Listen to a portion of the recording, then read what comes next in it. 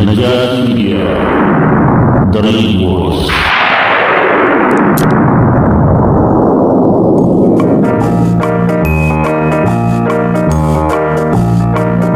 አሰላሙ አለይኩም ወራህመቱላሂ ወበረካቱ። በድጋሚ እንኳን ደህና መጣችሁ ሁላችሁንም።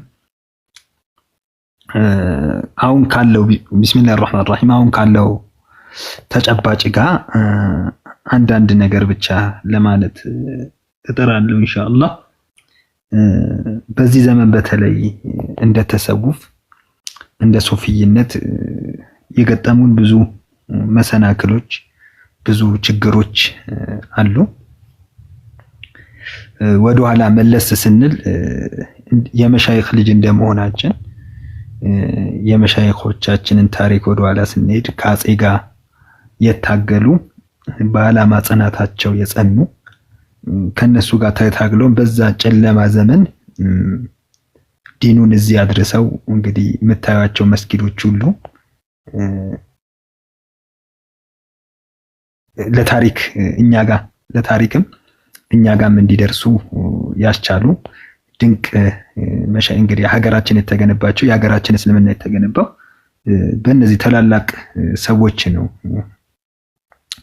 በጂሃዱ በኩል ብትሉ በዒልሙ በኩል ብትሉ ሙስሊሞች አስተዋጽኦ እንዲኖራቸው ሐታ የእምነት ቀኖቻቸው እንዲከበሩ የበዓል ቀናቶች እንዲከበሩ ኮፍያ እንግዲህ የቃጥባሪ ሼኽ ለመጀመሪያ ጊዜ ኮፍያን በዚህ መልኩ አረንጓዴ ቢጫ ቀይ አድርገው ለታሪክ እንግዲህ በማይለበስበት ሰዓት ዛሬ እንግዲህ ለሂጃብ ምን ያክል ነው በሰለጠነ ዘመን ሙስሊሞች ስንት ሚሊዮን ደርሰናል በሚባል በኢኮኖሚ እንግዲህ ባንኮችን መክፈት በቻልንበት ዘመን የሂጃብን ጥያቄ እንኳን በትክክል መመለስ አልተቻለም። ሐቂቀተን ተማሪ ግማሹ የሆነ ቀን ፈተና አልገባም ይባላል። ለምንድን ነው ሲባል ሂጃብ ነው። ከዩኒቨርሲቲ ባረራል ይባላል። ለምን ሂጃብ ነው? እቺን ጥያቄ እንኳን በዚህ ዘመን ላይ ሆነን እኮ ነው እንግዲህ ሚዲያ ገንብተናል በምንልበት ስልጣን ይዘናል በምንልበት ተቋማችን ህጋዊ ሰውነት አግኝቷል በሚባልበት በዚህ ዘመን ላይ የሚያስቁ ጥያቄዎች አልተመለሱም። በዛ ዘመን ደግሞ አስቡት ህጋዊ ተቋም የሚባል ነገር በሌለበት የዚህን ያክል ሙስሊሙ በገንዘብ ባልደረጀበት እንደ ሁለተኛ ዜጋ በሚቆጠርበት ዘመን ላይ ፒያሳ ላይ እንግዲህ አስቡት ያን ትልቅ መስጂድ መስራት በየአካባቢው ላይ የተለያዩ መሻይኾች ትላልቅ ሐሪማዎችን መገንባት የመብት ጥያቄ ማቅረብ ሐቂቀተን በጣም አሁን እኛ በተመቻቸው ላይ ስለመጣን ቀላል ሊመስል ይችላል። ግን ነገሩ በጣም ከባድ የሆነ ጀግንነት፣ ቆራጥነት፣ ጥበብ የሚፈልግ ሁኔታ ነው መሻይኾቻችን አሳልፈው እዚህ ያደረሱን ማለት ነው። እነዛ ነገሮች ግን ከኛ ላይ ቀስ እየተባለ የጠፋ ይመስለኛል። ጀግንነቱም ቆራጥነቱም የዓላማ ጽናቱም አልበገሪነቱም ከኛ ላይ ቀስ በቀስ እየጠፋ የበለጠ ፈሪነት አይሏል። ፈሪነት የሚያመጣቸው ነገራቶች አሉ። ዱንያን መውደድ ይሆናል፣ ሞትን መፍራት የመሰለ ጥቅምን ለማጣት መፍራት የመሰለ ዑለሞች እንደሚሉት ፍርሃት የሚያመጣው በአላህ ላይ ያለ ጥርጣሬ መበላሸት ነው። እና ይሄ ነገር ያው የነፍስያ ችግር ተጨምሮበት ራሴን ጭምር ነው እንጂ ሌላውን ለመውቀስ አይደለም። እነዚህ ነገሮች አምጥተውብናልና አሁን ላይ ሐቂቃ ወኔ የሚመለስበት ጀግና አይበገሪነት የምንመለስበት ጊዜ ላይ ነው ያለነው፣ ወሳኝ ጊዜ ላይ እና ከነብዩ አለይሂ ሰላቱ ሰላም ታሪክ በጣም የሚገርም የሚያጅበኝ ታሪክ ሁላችሁም ታውቁታላችሁ፣ ግን በጣም ስለሚደንቀኝ ነውና የመካ ሙሽሪኮች ወደ ነብዩ መተው ወደ አጎታቸው አፍዋን አቡ ጣሊብ ጋር መተው አስፈራሯቸው። ነብዩን እንገላለን ያለበለዛ ዳዕዋውን ይተው አሏቸው። ያለበለዛ ሴት የሚፈልግ ከሆነ ምርጧን ሴት እንድሯለን፣ ገንዘብ የሚፈልግ ከሆነ ከሁላችንም የበለጠ ሀብታም እናደርጓለን፣ ስልጣን የሚፈልግ ከሆነ ከሁላችንም የበለጠ እንሾመዋለን፣ ብቻ ዳዕዋውን ያቁም ይተው አሉ። እንግዲህ አቡ ጣሊብ ይሄን ይዘው መጥተው ለነብዩ ሲነግሯቸው ነብዩ ምን ነበር ያሉት? ያ አማ አሉት፣ አንተ አጎቴ ወይ አሉ። ለው ወضዑ الشمس في يمين ያሉ፣ ፀሐይም በቀኝ እጄ ቢያስቀምጡልኝ፣ ወልቀመረ في شمالي ጨረቃን ደግሞ በግራ እጄ ቢያስቀምጡ፣ ወላ አጂብ እኮ ነው። አላ አን አትሩከ هذا الامر ይህን ጉዳይ እንድተው፣ ፀሐይም በቀኝ እጄ እንግዲህ ፀሐይም ያክል ነገር በግራ እጄ ደግሞ ጨረቃን ቢያስቀምጡ ይህን ነገር አላህ ግልጽ እስካልወጣው ወይኔ እስካልጠፋው ድረስ መቼም ተረክቱሁ አሉ፣ መቼም አልተውም ይህን ጉዳይ። ወይም አላህ ይህን ጉዳይ ግልጽ ያወጣዋል ወይም ደግሞ እኔ አልፋለሁ ይላሉ ነብዩ አለይሂ ሰላቱ ሰላም። እና በዚህ ዘመን ላይ ወጣቱም ይሁን ትልቁም ይሁን ትንሹም ይሁን ሁሉም ይሄ ነገር መርሆ መሆን አለበት ብዬ አስባለሁ። ምንም ነገር ቢመጣ ፀሐይ በቀኝ እጃችን ቢቀመጥ ጨረቃ በግራ እጃችን እንኳን ቢቀመጥ ካለንበት መንገድ ንቅንቅ ላለ ማለት ምንም አይነት እንኳን ከባባድ ሁኔታዎችን ብናሳልፍ እንኳን የዓላማ ጽናት፣ የሞራል ጽናት፣ አኽላቅ ላይ በጣም ትልቁ ነገር ቅድምም ሲነሳይ የአኽላቅ ጽናት ግልጽ ነው። አኽላቃችንን የሚያበላሹ ብዙ ነገሮች በዙሪያችን ይከቡናል። ሰዎች እኛ ላይ የሚያደርሱት መራራ ነገር በኋላ ላይ የኛ አኽላቅ ላይ ተአሲር ያደርጋል። እንድንቆጣ ያደርገናል፣ እንድንሳደብ ያደርገናል፣ እንድናከፍር ያደርገናል። ግልጽ ነው። የሰዎች ይሄ የሚያሳዩት ማንኛውም ተግባር መልስ አለውና መልሳችንም ይሄ የአኽላቅ ጽናት እንዲኖር የትዕግስት ጽናት፣ የዓላማ ጽናት፣ የአቋም ጽናት የሚባለው ነገር በሁሉም ነገር ላይ ይሄ ጽናት የሚባለው በዚህ ሰዓት ላይ የምንፈተንበት ጊዜ ነውና እንግዲህ ታውቃላችሁ ነብዩ ከዚህ ጽናታቸው ጋር አኽላቃቸው በጣም ያማረ ነበረ። ካነ አሕሰን ናሲ ኹሉቀን በባህሪ በጣም ከሰዎች የበለጡ ነበሩ። የዓላማ ጽናት አለ፣ የአቋም ጽናት አለ፣ ግን ከዛውም ጋር የአኽላቅ ጽናት አለ። ይሄ ባህሪያቸው የተስተካከለ ነው። ነገራቶች የሚያልፉበት በጥበብ ነበረ። እንደዚሁም ደግሞ ጀግንነት በሚያስፈልገው ቦታ ላይ ሁሉ ቦታ ጂሃድ ላይ ከሆነ ጀግና ናቸው። ጸባይ ላይ ጀግና ናቸው። ሁሉ ነገር ላይ ጀግና ነበሩ። ስለዚህ እኛም ኢንሻአላህ አቋማችን ላይ ጸንተን እንደዚሁም አኽላቅም ላይ ጥበብም ላይ ሌሎች ነገሮችም ላይ ጽናት ማሳየት አለብን። አንዳንዴ የዓላማ ጽናት አለን፣ ነገር ግን የአደቡ ጽናት አይኖረንም። በቃ አደቡን እንተዋለን ጠቅልለን፣ ወይም ስድብ ውስጥ ወይም ዘለፋ ውስጥ እንገባለን፣ ወይም ማክፈር ውስጥ እንገባለን፣ ወይ የሆነ ነገር ውስጥ እንገባለን። ይህ በሙሉ አሁን የዚህን ጊዜ ከጽናት ከጀግንነት ወጥተናል ማለት ነው። ነፍስያችንን ማሸነፍ አልቻልንም ማለት ነው። እና የነብዩን አለይሂ ሰላቱ ወሰላም መንገድ አጥብቀን የሰሐቦችን መንገድ አጥብቀን እንዲሁም የኡሉል አዝሞችን መንገድ አጥብቀን መከተል አለብንና በዚህ ዘመን ላይ በጣም ጀግንነት የሚባለው ነገር ሐቂቃ ወሳኝ ነው። እንደ ቦታው ለምሳሌ ብዙ ቦታዎች ላይ አንዳንድ ሰዎች ይገርሙኛል።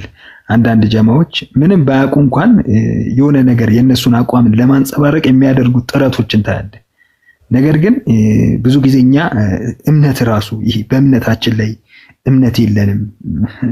አንዳንድ ይገርመኛል። ለምሳሌ ሰው ሞቶስ ቁርአን ይቀራ ሲባል የኛ ሰው በውስጡ ነው የሚያግሮመርመው። አረቀራ በውስጥ ነው። ነገር ግን እነሱ ዳዕዋ አድርገ ስትለው አንዳንዴ ድምጹን ከፍ አድርጎ አንተ እንዳቀራ ጭምር ሊያደርግ ይችላል። እና ይሄ እኛ ጋር ገና ይሄ ውስጥ ላይ ያለው የጀግንነት ስሜት፣ በራስ የመተማመን ስሜት ቀስ በቀስ እየተሸረሸረ የመምጣት ነገር ይታያልና ሁላችንም በያዝነው ነገር ላይ መጽናት፣ እርግጠኛ መሆን፣ የምንፈልገውን ነገር በተግባር ማሳየት ይህ በዚህ ዘመን ከሁሉም ሰው የሚጠበቅ ነውና ይህን ነገር ለራሴም ለነፍስዬም ለእናንተም አደራ ማለት እፈልጋለሁ። ያው ፍርሃት ለምንድን ነው ሰዎች የሚፈሩት ሲባል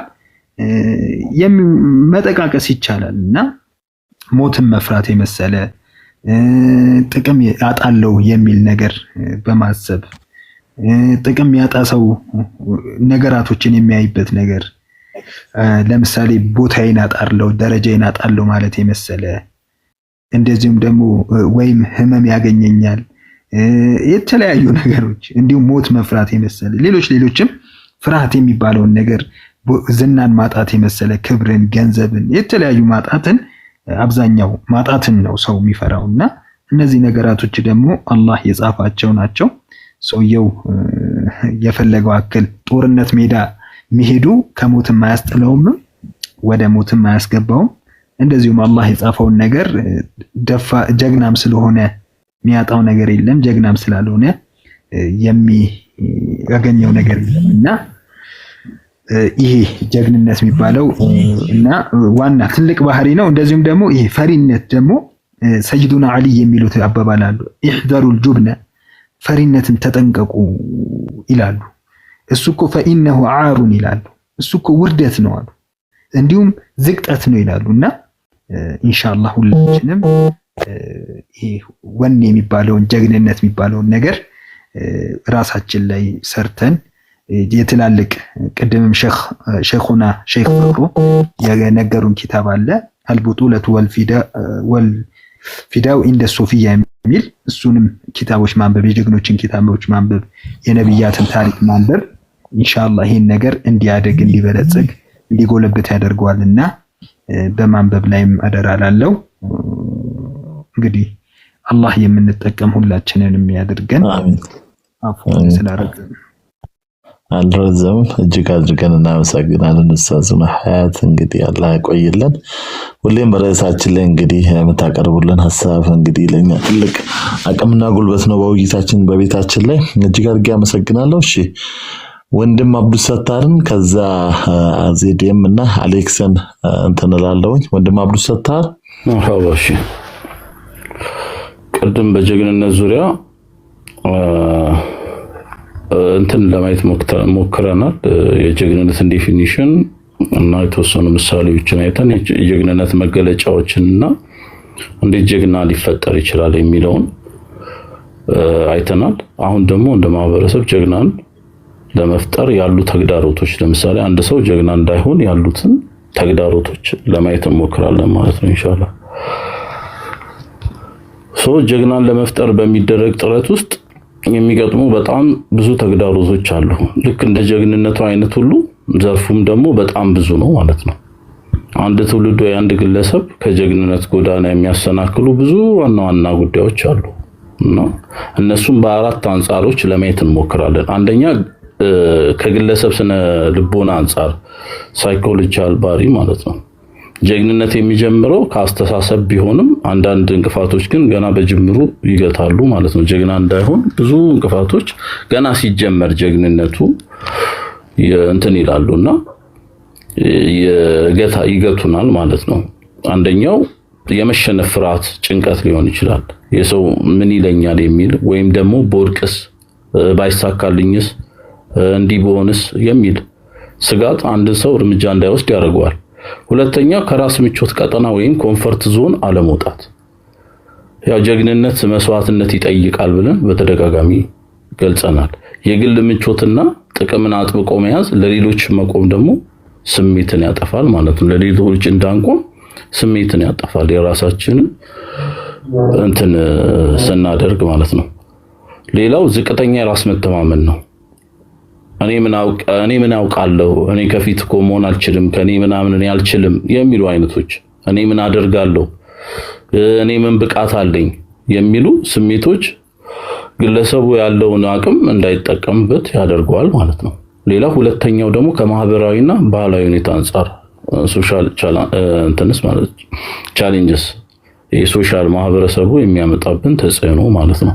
ማህበረሰቡ የሚፈጥረው ተጽዕኖ ጀግንነት እንዳያብብ እንቅፋት ሊሆኑ ይችላሉ። አንደኛ ተገቢ ያልሆነ ትችትና መገለል።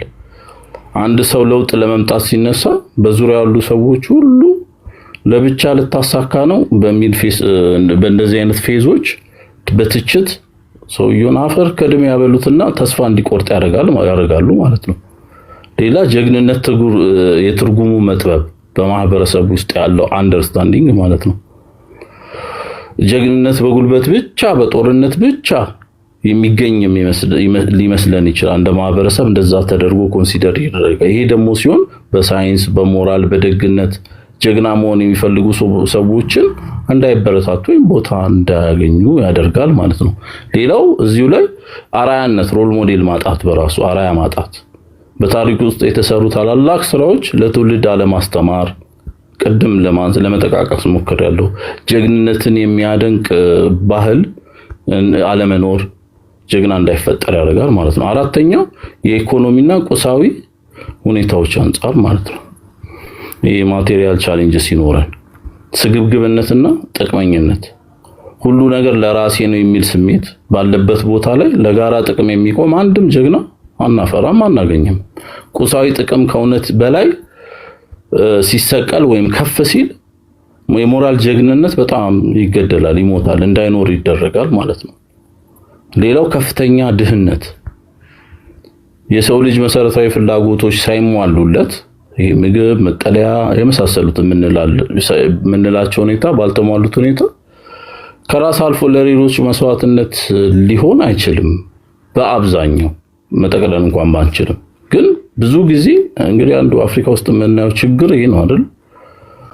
ገና እሱ ራሱ ተደራጅቶ በቃ የሙስና መሰረቱ እሱ ነው። አንደኛ የሙስና ብቻ ሳይሆን ሌሎችም ጀግኖች እንዳይፈጠሩ ያደርጋል። ምክንያቱም እኛ ለራሳችን ማሟላት የምንፈልገውን ነገር ሌሎች ጀግኖች ሲመጡ ጠልፈን እንጥላቸዋለን ማለት ነው። እውነትም ለዓላማው ለተግባሩን ለመስራት የሚነሱ ሰዎች ሲኖሩ እኛ ገና ለገና የራሳችንን ፍላጎት ለማሟላት ስንል የሚንደረደሩ ሰዎችን ጠልፈን እንጥላቸዋለን ማለት ነው። ጀግንነት በእነዚህ አንደኛው በከፍተኛ ድህነት ውስጥ ሊፈጠር አይችልም። ሌላው ከትምህርትና አስተዳደግ አንፃር ኤዱኬሽናል ባሪየርስ ማለት ነው።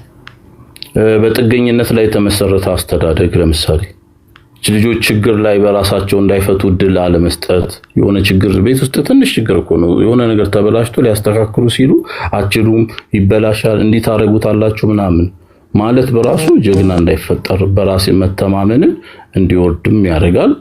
በትምህርት ደግሞ በክህሎት በልምድ የሚያመጡትን የችግር የመፍታት ዘዴያቸውን ለችግርን የመጋፈጥ ዘዴያቸውን ወይም ደግሞ አካሄዳቸውን ያሰናክላል ማለት ነው። ሁሌም በቤተሰብ ድጋፍ ብቻ የሚደረጉ ልጆች ለፈተናዎች የማይበገሩ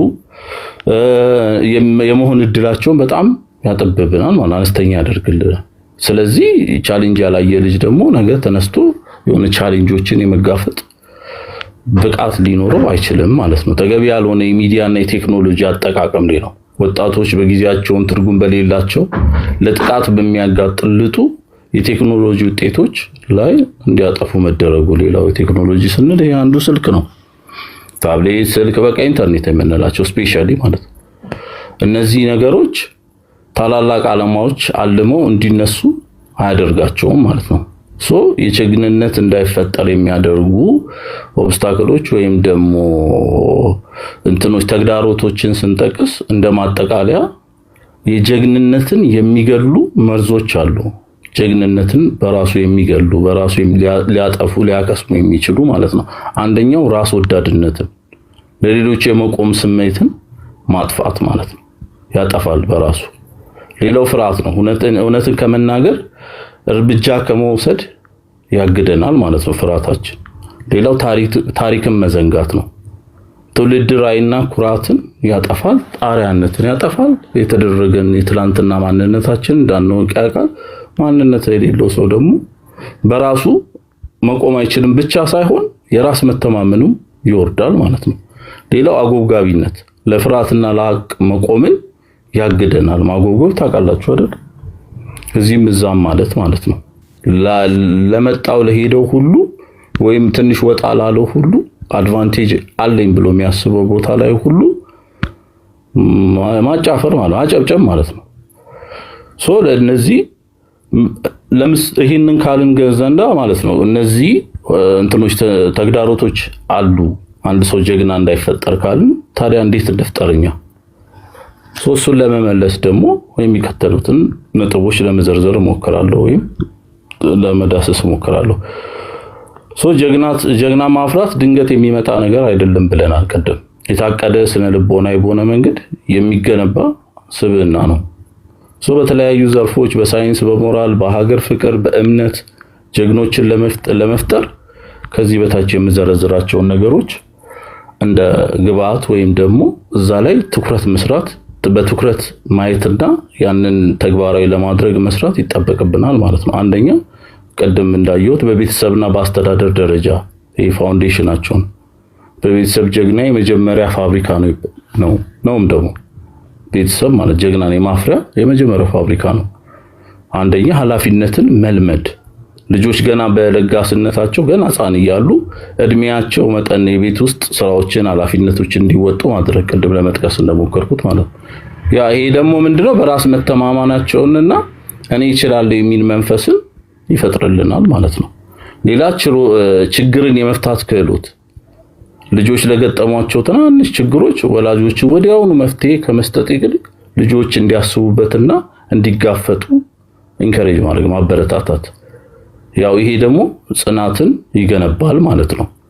ሌላ ታሪክን መተረክ በራሱ ስለ ነብያት፣ ስለ ሰሃቦች፣ ስለ ታላላቅ አገር ጀግኖች የመሳሰሉ ጀግኖች የምንላቸውን አርአያ ሊሆኑልን የሚገቡ ሰዎችን በየቀኑ በተወሰነ መልኩ በጥቂቱ ማውሳት ልጆች ራሳቸው ከነዚያ ታላላቅ ሰዎች ጋር እያነጻጸሩ እንዲያድጉ ያደርጋቸዋል ማለት ነው።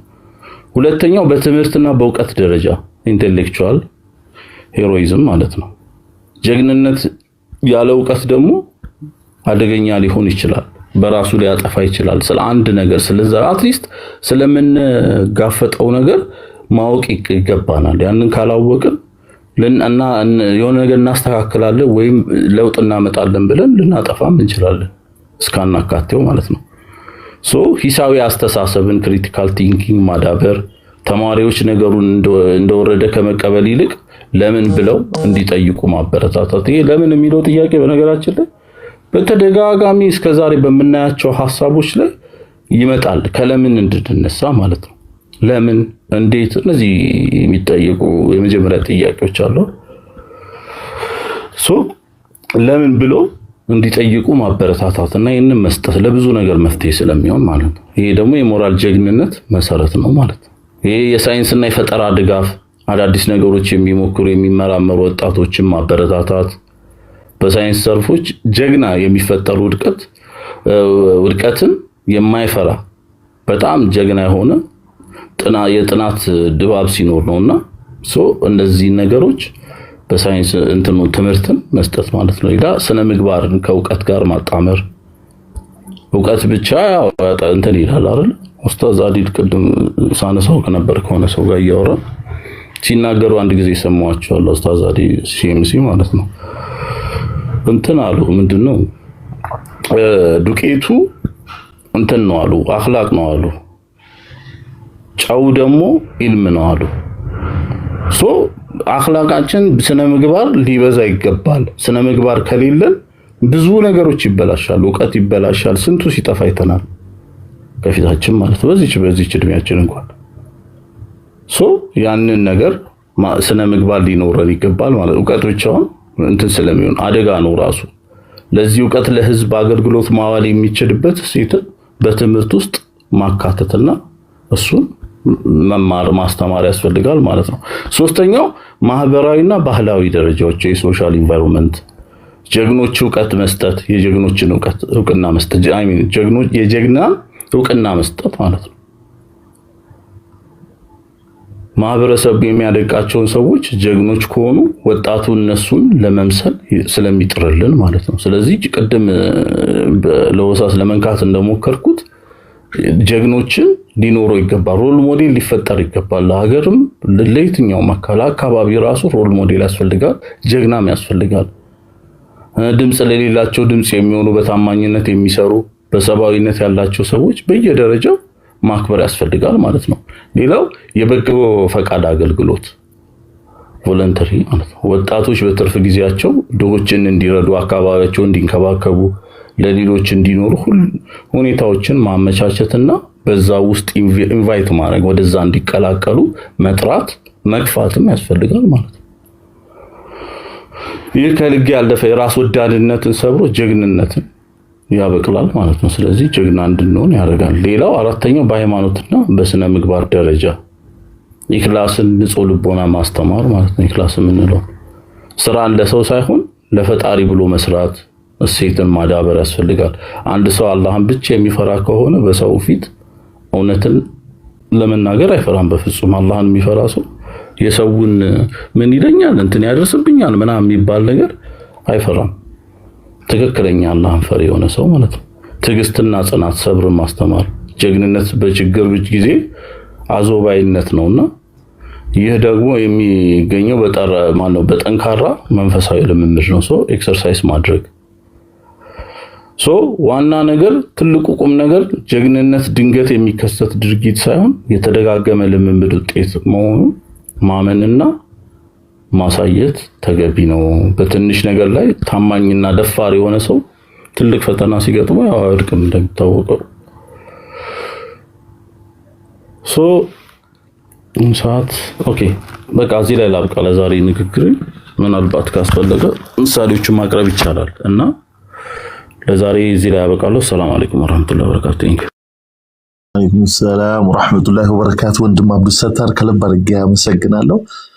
በኮሜንት የተሰጡኝን አስተያየት አነብላችኋለሁ። ወንድም ለዋትራ ጀግንነት በተፈጠርንበት ዓላማ ግብ ላይ የሚገጥመንን ፈተና ታግሰን ዓላማን ማሳካት በመሰረታዊነት የሚገለጽ አቋም ነው በሚል አስቀምጦልናል። እንደዚሁም አስተያየቱን የሰጠው አቡ መሐመድ እኔ በጣም ትልቅ ትምህርትን አግኝቼበታለሁ። በዚህ ጊዜ የሚያስፈልገንን ነገር የምንማርበት ሐሳብ ነው ውዶች፣ ያንቀታችሁኛል በሚል አስቀምጦልናል።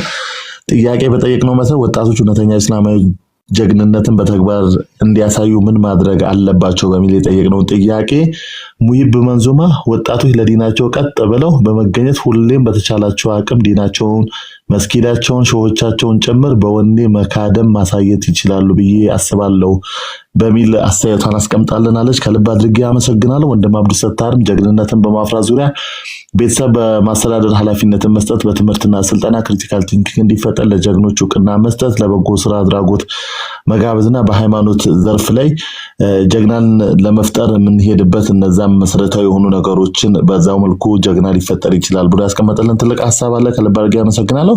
ወደ አስተያየት መስጫው ሰዓት ላይ እንደርሰናል።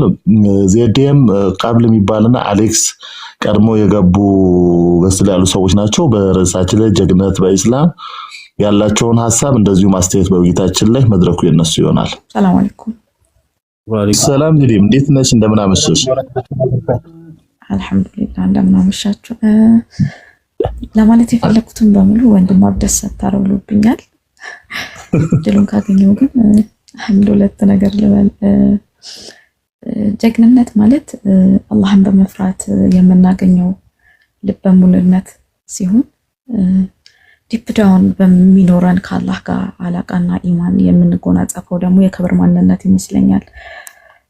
ማለት ይሄ ባዞቹም እንዳሉት ወንድም አብዱሰታርም እንዳለው ጀግንነት ከፊዚካል ማንነትም ከፍ ያለ ስፒሪቹዋሊቲ የሆነ ነገር አለውና ሁሌም የኛ ጀግንነት የሚመዘነው አላህን በፈራንበት ልክ ይመስለኛል።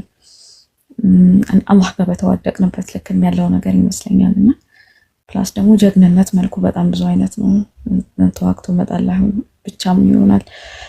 ላመንክበት ነገር መቆም፣ በኑሮ ውስጥ የሚገጥሙ ስንክሳሮችንም ታግሎ ለማሸነፍ መቆም፣ መታገል፣ ለፋሚሊ አካባቢ ላለው ዙሪያ ላይ ለሚጠብቁ ነገሮች በሙሉ ከለት ብለት በምታረገው ጥረት ለመቆም በምትሄድበት ርቀት በሙሉ ቆመህ የተገኘህበት እና ተንፈሰህ ላይ ያደርክበት ቀናቶች በሙሉ እነሱም ጀግንነቶች ናቸው። ሌላኛው ነገር ደግሞ ጊዜውን መምሰል፣ ጊዜው የሚፈልገውን ነገር መስጠትና ደግሞ በዛ ውስጥ አልፎ ጀግና ሆኖ መገኘትም አንድ ራሱን የቻለ ጀግንነት ነውና ለምሳሌ ሰይፍ የማይፈታቸውን ነገሮች የሰሉ ጭንቅላቶች ይፈቷቸዋል። ሂክማ ራሱን የቻለ ጀግንነት ነው። ቦታዎች የሚፈልጉትን አካሄዶችን መጠቀም፣ ጥበቦችን መጠቀም ሌላ ራሱን የቻለ ማሰብ ማሰላሰል የሚፈልግ ጀግንነት ነው እና ይሄ ጉልበትና ልብ ጋር ያለ ብቻ ሳይሆን እያንዳንዱ ጭንቅላትን ካልኩሌት አድርገህ ተጠቅመህ የሚመጡ ቻሌንጆችን ለመፍታት የምትሄድበት ርቀት በሙሉ እና ሌላው ብዙ ጊዜ ተግዳሮት ሆኖ የሚታየኝ ነገር በአሮጋንትነትና በጀግንነት መሀል ያለው ነገር ይደበላለቅብናል። ብዙ ጊዜ አሮጋንስ የሆነን ሲመስለን በጣም ተናጋሪ እንዳመጣለን። አሮጋንስ ስንሆን ነገሮችን ሳንጠነቀቅ እንዳመጣለን ስንዘረግጥና በዛ ውስጥ ማንነታችንን ለማሳየት የምንሞክረው ነገር በሙሉ ጀግንነት መስሎ እየታየን እኔንም ጨምሮ በጣም እየተቸገረን ያለን ይመስለኛልና እውነተኛ ጀግና ሆኖ ለመታየት ጀግንነታችን ዘመን ተሻጋሪ እንዲሆንና በታሪክ እንዲቀረጽ የምንፈልግ ሰዎች ሁሌም ሂጓችንን አውልቆ መጣል ያስፈልጋል።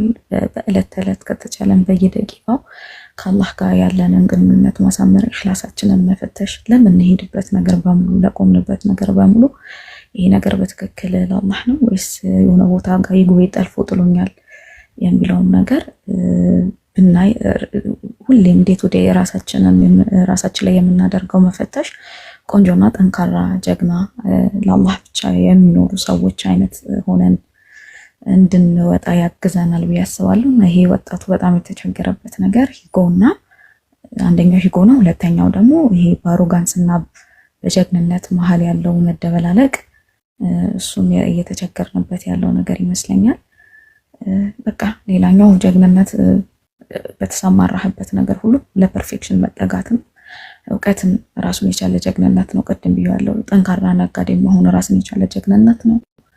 ታጋይም ቆንጆ አሪፍ ታጋይ መሆን ደግሞ ራሱን የቻለ ጀግንነት ነው። ጀግንነት በየዘርፉ ነው፣ ግን ደግሞ ሁሌም በልብ ውስጥ ከአላህ ጋር የሚኖርህ የየቀኑ መስተጋብር ነው ብዬ አስባለሁ። ሽኩራን ጀዛኩሙላህ ኸይር። ዜዴም እንግዲህ የጀግንነት ነው ለንተናዊ ፋይዳ በሁሉም ዘርፍ ላይ የሚደረግ ጂሃድ ጀግንነት ነው በሚል አስቀምጣልናለች። ከጀግንነት ጋር ተደብላልቆ የታየ ያለ ነገር አርጓንሲና ኢጎ ችግር እየፈጠረብን ያለው ትልቁ ጉዳይ ነው። እሱን በማስተካከል ዙሪያ ትልቅ አስተያየት አስቀምጣለች። ከልብ አድርገን እናመሰግናለን። ወንድም አሌክስ አለክ? አለው። ሰላም አለይኩም ያ ጀማ። አለይኩም ሰላም ወራህመቱላህ። አማን ሰላም። አልহামዱሊላህ እንዴት ናችሁ? ደግነን አልহামዱሊላህ። መድረኩ ያንተ። እኔ እንኳን ያው ባልተዘጋጀውበት ነው ለማዳመጥ ነበረ ቁጭ ብዬ የነበረው። ያው ትንሽ የዝም ብዬ አስተያየት ልስጥ። መርሐባ። አብዛኛውን ኡስታዞቻችን እናንተም ሁላችሁም ብላችሁታል። ትንሽ ያው እኔም ያው የግል እንትን ለማለት ያው ጀግንነት የሚመጣው ከኢማን ነው ብዬ ነው ማስበው። እንደ ዲናችን ኢማን በራሱ የሚያመጣው ብዙ ማለት ለየትኛውም አይነት ነገር ራስን አሳልፎ መስጠትን ያመጣል። ምክንያቱም ለዲን ሲባል ራስን እስከ መስጠት ድረስ የሚመጣው ከኢማን ነውና ያን ኢማን እንዴት ይገኛል ወደሚለው ወደ ማሰብና ከዛ በኋላ ከዛ ኢማን መገንባት በኋላ ያለው ማንነት ጀግንነትን ይፈጥራል ብዬ ነው ማስበው። ረሱላችን ሰለላሁ ዐለይሂ ወሰለም ሰሃቦችን ለብዙ ጊዜ ሰሩባቸው። ከዛ በኋላ እነዛ ሰሃቦች በብርጥ ማንነት ላይ በአላህን በሚፈሩበት እንደዚሁም ደግሞ ረሱላችን ሰለላሁ ዐለይሂ ወሰለም ሙሉ ለሙሉ በሚወዱበትና የኢማንን ምንነት ራሳቸው ላይ በገነቡበት ሰዓት ላይ ያ ማንነት ተፈጥሯል።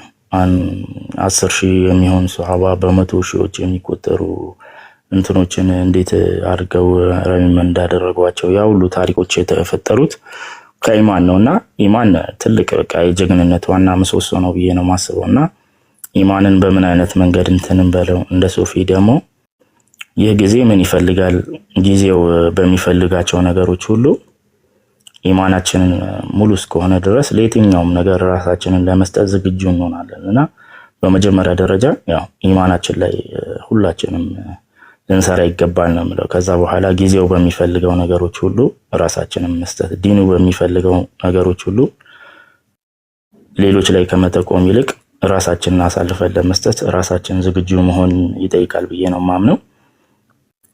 ለምሳሌ እንደውም በጊዜው ላይ እንኳን እንደምናየው እንደ ተብሊግ ጀማ ማለት የዳዋ ጀማ ማሻአላህ ማለት በሱፊው ላይ እየሰራ ያለውን ስራ ገጠር ላይ የትኛውም አይነት ሰዎች የማይገቡበት ቦታዎች ላይ እየተገባ ዲንን የማስተላለፍ ስራ ሊሆን ይችላል።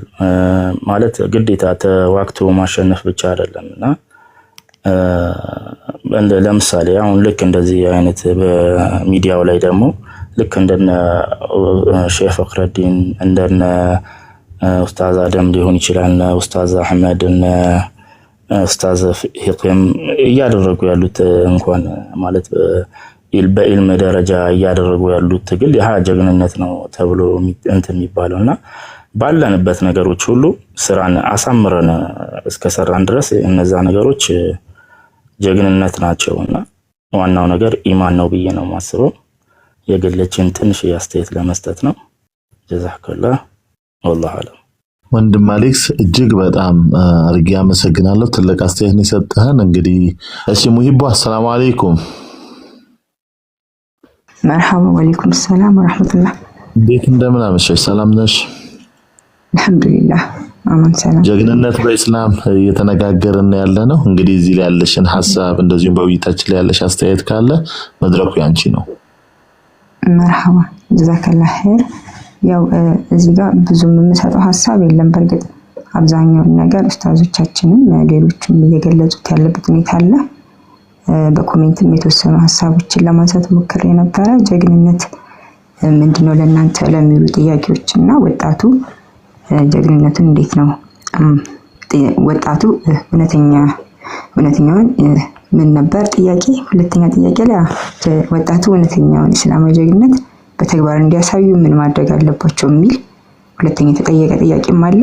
ለሱም ሐሳቤን ሰጥቻለሁ እዛ ጋር። ከዛ በተረፈ ግን ያው አስተያየት መስጠት የምፈልገው ሁሉም ሐሳቦች በደንብ ጠንከር ተደርገው ቢሰራባቸው፣ ከዛ በተጨማሪ ደግሞ ዩቲዩብ ቻናላችን ላይም እንደዛው የሚለቀቅበትን መንገድ ሁሉም ሰብስክራይብ ያደረገ እያየ ትምህርቱን በደንብ እንዲከታተል የሚል ሐሳብ ነው ያለኝ። ምክንያቱም እየተነሱ ያሉ ነጥቦች በሙሉ በህይወታችን ላይ ለውጥ ሊያመጡልን የሚችሉ ማለት እንደ ኢስላም በደንብ ብዙ መሰራት ያለባቸው ነገሮች አሉ። ሙስሊሙ ማህበረሰብ በደንብ ማወቅ ያለባቸው ፖይንቶችም እየተነሱ ስለሆነ እነሱን ነገሮች ሁላችንም ተደራሽ እንዲሆን የበኩላችንን እናድርግላለሁኝ። ዛሬ ግን በደንብ የተገለጹ ነገሮች ስለሆኑ ብዙ የምለው ነገር አይኖረኝም። አመሰግናለሁ። እኛም እጅግ አድርገን እናመሰግናለን። ያው ተሳትፎሽ ይቀጥል። ያንቺ ተሳትፎ ለብዙዎች መነቃቃት ምክንያት ስለሚሆን እንዳትጠፊብን ከልብ አድርገን እናመሰግናለሁ። እንግዲህ ያልተነሳ ሐሳብ አስተያየት አለኝ ብሎ ሚል አንድን ቁጥር እየጻፈ መግባት ይችላል። እኔ መጠቅለል ጀምራለሁኝ። ኡስታዝ አብዱልሐሚድ አላችሁ አይደለ? አለሁኝ። መርሐባ። ሚሉት ነገር ካለ መድረኩ የእናንተ ነው። በደቡብ አቅራቢያ በጉራጌ ክልል ውስጥ አንድ ብርቅዬ ሰው አለ። አላህ Subhanahu Wa Ta'ala ያው ለዛ ሀገር ደቡብና አጎራባቻቸው ሁሉ ለዲን መስፋፋት ሰበብ አላህ Subhanahu Wa Ta'ala ያደረገው ከአጼዎች ጋር ሐታ ጦርነት የገቡ በዕልማቸው ከሰባት በላይ የሆነ ትልልቅ የሆኑ የቂራአት ቦታዎች ላይ ሄደው አልፈው ከዛም ካለፉ በኋላ ወደ ዳና ሄደው ከዳና ደግሞ ተመልሰው መተው ጉራጌን አካባቢ ማለት ያልተወሳላቸው በጀግንነት ከተወሰደ ናም የሸሪዓ ዕውቀትን የተጎናጸፉ ትልቅ የሆኑ እንደው ሐቂቀተን ማለት ነው የቁባባባ ወይም السيد ባሽንራ ወይም ሰይድ ቡሽራ የአብሪቲ አባት እነሱም የጀግንነት ምሳሌ ናቸው። በነገራችን ላይ 40 ምናምን ሆነው በጣም ከመቶ ወይም ከሺህ በላይ የሆነ ወታደሮችን ያሸነፉት ውስጣቸው ባለው ተቅዋ በአላህ Subhanahu Wa Ta'ala ፍራቻ ሐታ ራሱ በጉራጌ ክልል ወይም እዛ አካባቢ ላይ ሐምዛ ኑሪ፣ ዑመር ፋርዳ ሲባል ሁሌም እንሰማለን ታሪክ ላይ።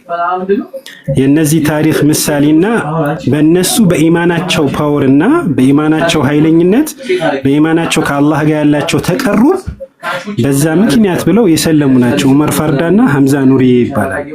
ሁለቱም ጀግኖች ነበሩ በዛን ጊዜ በጉራጌ ዘንድ።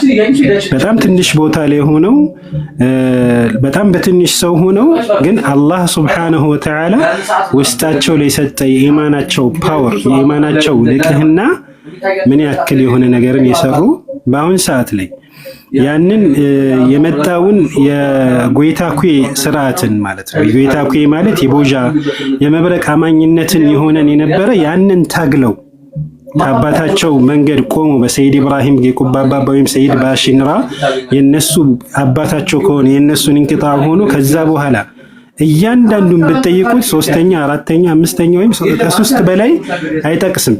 ያ እስልምና እንዲስፋፋና ለሰዎች ሁሉ የሂዳያ ሰበብ አላህ Subhanahu Wa Ta'ala ያደረጋቸው ብርቅዬ ጀግና ሰይድ ባሽንራ እነሱም እንድታወሱ ነው። ልክ እንደ ጀማዓ ንጉስ በዚህ ስትሉ ዒልም ላይም አሉ፣ በዛ ስትሉ ደግሞ ጀግንነትም አሉ። ሐታ ስያሜያቸው የሁለቱም ሀገር ንጉስ እስከሚባሉ ደረጃ አላህ Subhanahu Wa Ta'ala ያደረሳቸው በኢማናቸው ጥንካሬ ኢማን ላይና ነፍስያ ላይ በሰሩት ጀግንነት ነው። ነፍስያ ላይ የሰሩት ጀግንነት በጎን በኩል አለ። ድጋሚ ደግሞ በኃይልም ቁዋን ደግሞ አንድ ነገር ጦርን መምራት አድርጎ እስልምናን የማስፋፋትም ጀግንነት በጎን ሰርተዋል። ስለዚህ ሁለቱም ይሄዳሉ። የኢማን ፓወር የሚመጣው የኢማን ጀግንነት ውስጥ ላይ ካለ ሲንጸባረቅ አላህ Subhanahu Wa Ta'ala ስኬታማነትን ይሰጣል። ስኬታማነት የሚሰጠው ስኬታማነት የሚገኘው ውስጥ ላይ ያለውን ከነፍስያ ላይ ያለህን ጦርነት ሲጨተል ሁሌ እኔ የበታች ነኝ እኔ ትንሽ ነኝ የሚለው ነገር በህይወት ላይ ሲመጣ ነው እና በጣም ከባባድ የሆኑ ነገራቶች ሐቂቀተን የሰው ልጅ እነዚህን አራት ሸሮችን ከራቀ አላህ Subhanahu Wa Ta'ala የሚበጀውን የሆነ ሐያት ይወስደዋል። አንደኛ ተዓሊ እኔ ከሁሉም የሚበልጣለሁ የሚለውን ነገር ውስጡ ላይ ካላመጣ አንድ ሰው ያንን ነገር ከነፍስያው ካስወገደ ለምን አነ ኸይሩ ሚንሁ ያለው ሸይጣን አነ ኸይሩ ሚንሁ خلقتني من نار وخلقته من طين እኔ ከሱ በላይ ነኝ የሚለውን ነገር አደረገ። አላህ Subhanahu Wa Ta'ala ይሄንን ነገር አይወድም፣ አጠፋ። الاستكبار ኩራት በልባችን ላይ ያለውን ኩራትን ምናጠፋ ከሆነ ሐታ ምን አሉኩ የዓድ የሰሙድ ህዝቦች ምንድን ያሉት መን አሸዱ ሚና ቁዋ ከኛ በላይ ማን ነው ኃይለኛ ያለው? ይህንን ነገር ከኔ በላይ ማንም ነገር የለም እና እስትክባር ይሄ ኩራት ያለበት ሰው ካለ ይሄ ከባድ የሆነ ሸር ውስጡ ላይ ያለ ይህንን መዋጋት አለበት። ሶስተኛ እንዲህ ደግሞ አልስትድባር በቃ የራሱን ሐሳብ እንጂ የሌላ ሰውን ሐሳብ አለመስማት በራስ የሚሄድ ይህን ነገር ከነፍስያ ጋር መታገል አለበት።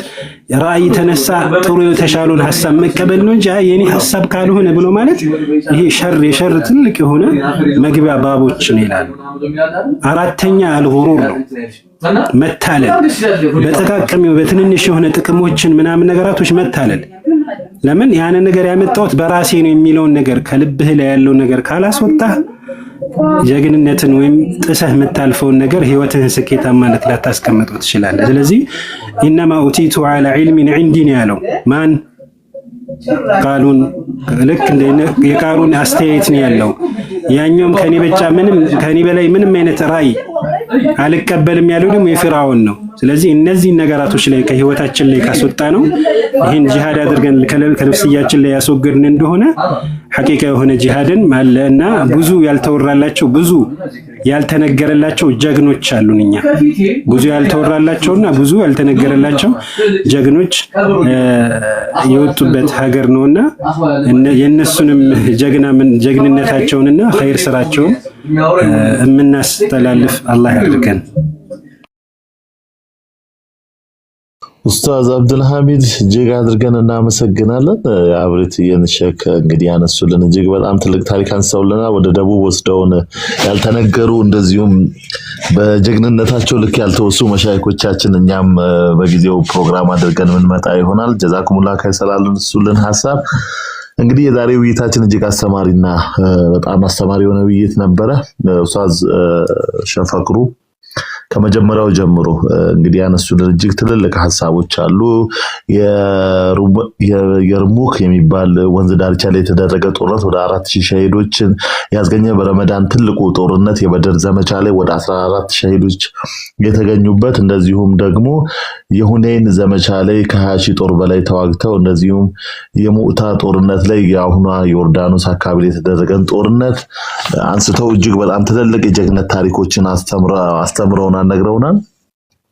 ወንድም አብዱሰታር ጀግንነት ማለት እውነትን ፍትህን ለማስጠበቅ የሚደረግ ትግል ላይ ለመቆም በጽናት መቆም እንደሆነ የነገረን ነገር አለ። ከዛም ባሻገር ጀግንነት ባህሪዎቹ አካላዊ የሞራል ጀግንነትና የስነ ልቦናና መንፈሳዊ ጀግንነት እንዳለ በዝርዝር እነሱን ሐሳቦች የዘረዘረልን ሐሳብ አለ። እሳት አደጋ፣ የጎርፍ አደጋ በጦርነት ጊዜ የሚደረገው አካላዊ ጀግንነት ሲሆን የሞራል ጀግንነት ደግሞ ለፍትህ እንዳለ እውነት የሚደረግ ትግል ሲሆን የስነ ልቦናና የፍትህ ጀግንነት ከራስ ጋር የሚደረግ ትግል ነው። እነዚህን ደግሞ ከካሊድ ኢብኑ ወሊድ እንደዚሁም ዑመር ኢብኑ ከጣብና ቢላል ኢብኑ ረባህ ኑሳይብ ቢንት ከአብ ወይ ኡሙ ዑመርን አንስቶልን ከሴት ሰሃቢት ጋር ያነሳልን ትልልቅ ምሳሌዎች አሉ። ከዛም ባሻገር እንግዲህ በአሊ አሚን የተነሳው ጀግና ሰው በትግል የሚያሸንፈው ሰው አይደለም፣ ጀግና ሰው በቁጣው ጊዜ ራሱን የሚቆጣጠር ነው። ሐዲሱ ቡኻሪ ሙስሊም ዘግበውታል ብሎ ወንድም አሊ አሚን አንስቶልናል።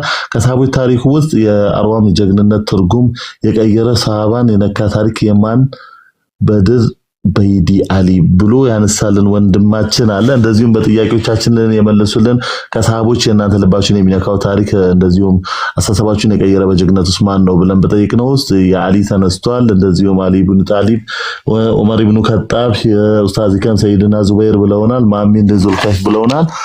እንደዚሁም አዲሱ ትውልድ አለ አሚን የሱፊዮችን ስኮላሮች ደረሳዎችን ተራካቢዎች በህክማ ሰርቶ በማሳይ ሰውነትን በማስቀደም አማናቸውን የምናስቀድም ያድርገን በማለት ወንድም ኡስማን የኔ ባልደረቦች ልክ እንደ ከዋክብት ናቸው በሚል ያስቀመጠው ሐሳብ ኡስማን ከጭካኔ ሰይፍ ይልቅ የሙሐባው ሰይፍ የሰላ ነው ብሎ ከአሪፎች አንደበት ያስቀመጠልን ሐሳብ አለ።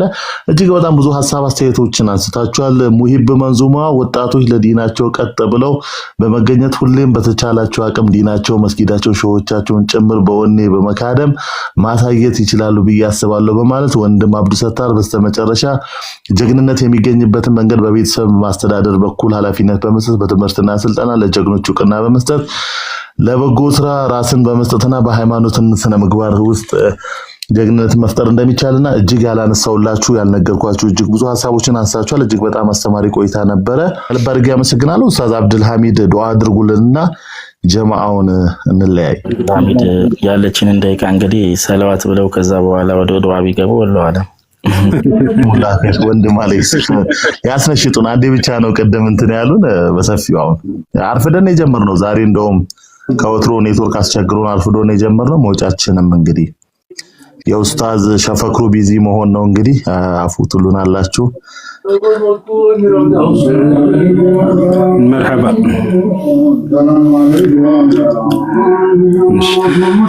صلى الله عليك زين الأشياء وسلم عليك نزم الأحباء صلى الله عليك زين الأشياء وسلم عليك نزم الأحباء سلطان طيبة لابس ضياء نحمد الله البر الكريم من علينا بالمن الجسيم وبالاهتداء ملة البيضاء ونشكره بهذا النعماء ولو أنغش عن ذات الجفاء قد بدا لنا برق الأحباء كريم اليدين جمال الكونين نظام الجل قاسم الدارين سرى نورك عم ذي الغراء قبلة الوجود مرآة الشهود مصباح موقود مشكاة الفؤاد سطع منه أنوار الخضراء يا سيدي يا شفاء قلبي ساكن طيبا لابس الضياء فياض الوحي وباب العطاء يا حبيبي من كل الأحباب قد ضج قلبي لذاك الجناب فامدد يدك لكشف الغطاء ولا تتركني في حزبي الطغاة فخذ بيدي من تلك الزمان نرجو العبد من كل البلاء دخل المحراب لربي الأرباب وشم العطر من عطر الخطاب أبان له سراج الرضاء إمام لنا من نجاة القيام بعدما اشتد هولاه الزحام كنز العالمين لفصل القضاء ودام لهم فكر وتخلى من المخلوق حتى من تدلى صاروا سائرا لرب الأشياء أوقد لهم سراج الحضرة في مشكاتهم منسي الحضرة قد طاب لهم أتراه البيضاء أبدع البديع أشرف المخلوق نور لم يزل لكل المرزوق الدر الفرد كرسي الفناء الخمر مسكر في كل الأبرار تاج المرسلين رياض الأنوار منها أضاءت ليلة الظلماء سماء الفؤاد لأهل الوداد شراب الصفا مركز الإيجاد قد هب منه نسيم الأشياء أيها الرامي سهام الملامي لولاك ذوق بخير الأنام لم تلم عنا ماشي الفضاء لولاك الفهم من شم الورام لجر منك رياح الورام ألك حق من شأن الجفاء وهابت حقا نسيم الأسرار من القبلة وروض الأنوار ومال منها عاشق اللقاء وأنطقهم أسرار الشهود وحركهم من ذوق أحمد وطاب لهم من رزق السماء أليس يرجى من تربين عليهم والله هادي أثار هديهم لمن يشاء بغير مراء صلاة الله ومع السلام على محمد صفوة الكرام وعلى الآل بنظم الأشياء نسأل الله البر المنعم حسن الختام من كل المرام وارزقنا الرضا بحق رضائي صلى الله عليك يا زين الأشياء وسلم عليك نزم الأحباء سلطان طيبة لابس الضياء صلى الله عليك يا زين الأشياء وسلم عليك نزم الأحباء سلطان طيبة لابس ضياء صلى الله عليك يا زين الأشياء وسلم عليك نزم الأحبائي سلطان طيبة لابس ضياء. بسم الله والحمد لله والصلاة والسلام على رسول الله صلى الله عليه وسلم. اللهم اهدنا واهدي بنا وجعلنا سببا لمن اهتدى ولا تجعلنا سببا لمن ضل وغوى برحمتك يا أرحم الراحمين. الله ፍሬያችን ያማረ ሐቂቃ የሆነ ሰዎች አድርጎን የምንፈልገው ደግሞ ዓላማ አህሉ ሱነቲ ወልጀማዓ እነዛ መሸይኾች የሄዱበትን መንገድ ሄደን ሰውን እንዲሄድ ሰበብ ሆነን መጨረሻችን አምሮልን ስራችንን አላህ ተቀብሎን ስራችን ደግሞ አላህ ኢኽላስ እንዲያሰጠን በኢኽላስ እስከምንጠራው ምንም ነገር ሳይን እንቅፋቶችን በጠቅላላ አስወግዶልን እንቅፋት ቢመጣ ለእድገት ነው እድገታችን እየበዛ እንቅፋት ቢበዛ እኛ አሸናፊ ሆነን ችግር ቢመጣ እኛ አሸናፊ ሆነን እኛን የሚቃወም ቢመጣ እኛን አሸናፊ ሆነን እኛን ሚታች ቢመጣም እኛን አሸናፊ ሆነን እስከ መጨረሻው ዘልቀን የአህሉ ሱነቲ ወልጀማዓ መሸይኾቻችን ሁሉ መንገድ የመሸይኾቻችንን መንገድ አስቀጣይ አድራሽ ሰዎች ዘንድ ቦታ ላይ አድርሰን የሚገባ የሆነን ማድረስን አድርሰን የሚገባ የሆነን እድገትን አግኝተን የሚገባ የሆነን እነሱ የሚፈልጉትን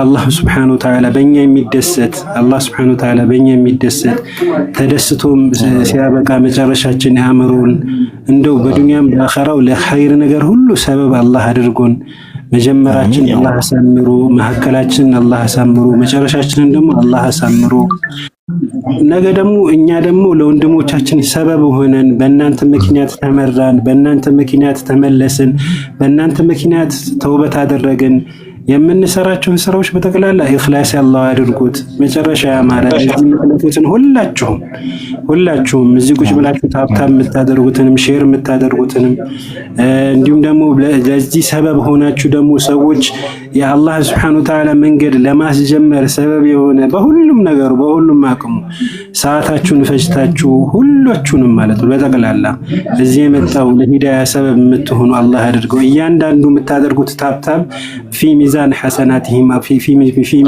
حسناتهم الله ያደርግላችሁ እያንዳንዱ ማይክሮ ሰከንዱም ደቂቃውም ሰዓቱም የምታጠፉት በተከላላ ከሁሉም ነገራችሁ የምታደርጉት በተከላላ في ميزان حسناتكم الله سبحانه وتعالى ያደርግላችሁ ربنا آتنا في الدنيا حسنة وفي الآخرة حسنة وقنا عذاب النار رب اهدنا سبل السلام واختم لنا على دين الإسلام آمين وسلام على المرسلين والحمد لله رب العالمين اللهم صل وسلم على سيدنا محمد. اللهم صل على محمد شمسك الطالع في نواهي طيبة قد هم الشرقا وغربا اللهم صل على محمد شمسك الطالع في نواهي طيبة قد هم الشرقا وغربا بمدينة شعوصا في الكوكب قامين تفتنا وجرشا سقاين انتمين حتى رجل ذاتي جرزو كلمين انتو شلتنا على سمين أرقم في اللقبال إذا وانكسبا شمسك الطالع في نواهي طيبة بنانا شرقا وغربا بستباب السلام بلجو منقدي بدون بابا بلولا وسيدي كيتاو زندا كيتاي زندي السلام عليكم يا أحباب زادي عندي سنبت والي جنة وعببا شمسك الطالع في نواهي طيبة قد هم الشرقا وغربا اللهم صل على محمد شمسك الطالع في نواهي طيبة قد هم الشرقا وغربا قد أنا ماشنا ودي تجنكي እንደምን ጨዋታ ተራይን ጠብቄ በረንዳ ላይ ደለው በተማታ ልኬ ተቃጥዬ እንዳልቀር ካለው ተፍቄ ብታዝኑልኝ እንጂ ሙስጠፋ ሸምሲ ከቷሊው ፊናዋሄ ጠይባ ቀዳም መሸካ ያጫፈረ ሁላ መስል ባልደረባህን ሙላው ተደላቂ ጥበቃ ከዲናው አንዱም መስል አንዱም ታዛቢ ነው። እኔም የጣፍጠኝ አንቱ መሰለው ነው። ከፍሌን ግለጡልኝ በሀድራቸው ልግባ ሸምሲ ቀጧሊው ፊነዋሄ ጠይባ ቀዳም መሸካ ወንድም ማለት አብሮ ሲባክን ነው እንጂ እንደ ጆሮን እንደ እግር እንደ እጅ መሀባ ሲይዝ ነው የሚያስቀረው ደጅ ናንቱ ልጥራሁ እንጂ ሌላው ሳይሄ አይኸው ልግባላቸው አድራው አጀባ ሸምሲ ከጧሊው ፊነዋሄ ጠይባ ቀዳም መሸካ اللهم صل وسلم على سيدنا محمد እናመሰግናለን። ጀዛኩሙላህ ኸይር። እንግዲህ ወንድም አብዱስ ሰታር እንግዲህ ቤትህን ከፍተን እንድንወያይ ስለፈቀድክልን በአላህ ስም ከልብ አድርገን እናመሰግናለን። በማንኛውም አብራችሁ ስለነበራችሁ ስለተሳተፋችሁ ጀዛኩሙላህ ሁላችሁንም እጅግ አድርገን በአላህ መርሐባ አብዱስ ሰታር ሹክራን ጀዛኩሙላህ። ሁላችሁም አላህ ይጠብቃችሁ፣ አላህ እጃችሁን ያውጣው ይፈርጃችሁ። ወላሂ አትገኙ አግኙ እንጂ ወላሂ አላህ ያማባውን ይስጣችሁ። ሪዝቃችሁ ከዱንያ ከሆነ ምድር ላይ ከዚሁ ከሰማይ ከሆነ አላህ ከሰማይ ያወርድላችሁ። ቢስሚላህ ወንደማይጣ አግኙ ኳ ያርጋችሁ።